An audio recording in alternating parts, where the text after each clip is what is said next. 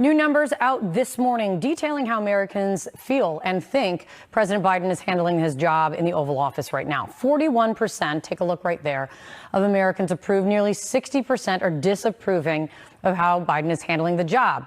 CNN's Harry Enten is here with much more on this. It's not just the number as it stands right there, Harry.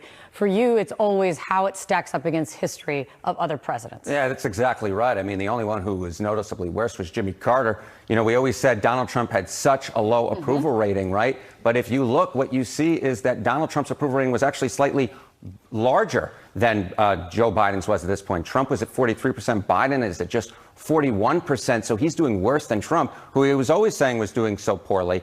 And I'll note the reason why that his approval rating is so low at this point is because it comes down to the economy. If you look at Joe Biden's approval on the economy right now, it stinks. It is well below 40%. You see it there. 37% approval on the economy, and that's the top issue in our poll. So I don't think it's much of a surprise if you are stinking on the issue that's most important to the American public, that your approval rating also stinks. Mass murderers sometimes have greater approval ratings than Congress. But what we see here is that more people actually trust congressional Republicans than President Biden on the most important issues of the day. And this, to me, is a very worrying sign for the president going into the presidential election year, because the fact is, if he's doing this poorly against congressional Republicans, imagine how he might do against a presidential candidate from the Republican side. That's a really interesting number to dive into overall. It's good to see you, Harry. Thank you.